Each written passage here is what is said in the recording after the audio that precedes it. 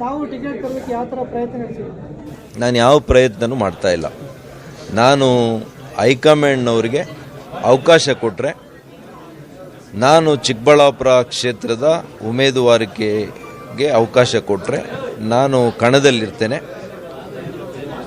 ನಮ್ಮೆಲ್ಲರ ಪ್ರೀತಿಯ ಪ್ರಧಾನಮಂತ್ರಿಗಳು ಶ್ರೀ ನರೇಂದ್ರ ಮೋದಿ ಅವರಿಗೆ ಒಂದು ಅವರ ಹೆಗಲಿಗೆ ಹೆಗಲು ಕೊಡುವಂಥ ಕೆಲಸ, ಬೆನ್ನೆಲುಬಾಗಿ ಕೆಲಸ ಮಾಡುವಂಥದ್ದು, ಅವರ ಪರವಾಗಿ ಈ ಕ್ಷೇತ್ರದ ಧ್ವನಿಯಾಗಿ, ಚಿಕ್ಕಬಳ್ಳಾಪುರ ಕ್ಷೇತ್ರದ ಧ್ವನಿ ಇಡೀ ದೇಶದಲ್ಲಿ ಕೇಳುವಂಥ ಕೆಲಸ ಮಾಡ್ತೇನೆ. ಚಿಕ್ಕಬಳ್ಳಾಪುರ ಲೋಕಸಭಾ ಕ್ಷೇತ್ರವನ್ನು ಇಡೀ ಅಂತಾರಾಷ್ಟ್ರೀಯ ಮಟ್ಟಕ್ಕೆ ತೆಗೆದುಕೊಂಡು ಹೋಗುವಂಥ ಕೆಲಸ ಪ್ರಾಮಾಣಿಕವಾಗಿ ನಾನು ಮಾಡ್ತೇನೆ. ಅದಕ್ಕೆ ನನಗೊಂದು ಅವಕಾಶ ಕೊಡಬೇಕು.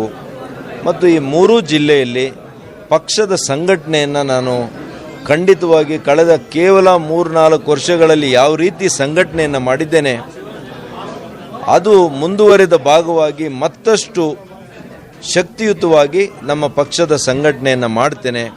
ಅದರಲ್ಲೂ ಕೂಡ JDSನವರ ಇವತ್ತು ಮೈತ್ರಿ ಆಗಿರೋದ್ರಿಂದ ಇವತ್ತು ಮತ್ತಷ್ಟು ಈ ಮೂರೂ ಜಿಲ್ಲೆಗಳಲ್ಲಿ ನಮ್ಮ ಮೈತ್ರಿಯ ಶಕ್ತಿ ಭಾಳ ದೊಡ್ಡ ರೀತಿಯಲ್ಲಿ ಆಗಿ ಕಾಂಗ್ರೆಸ್ ವಿರುದ್ಧ ನಾವು ಗೆಲ್ಲಲಿಕ್ಕೆ ಪೂರಕವಾದಂಥ ವಾತಾವರಣ ಇದೆ ಅನ್ನುವಂತಹ ವಿವರಗಳನ್ನು ಅವರಿಗೆ ಕೊಟ್ಟಿದೆ.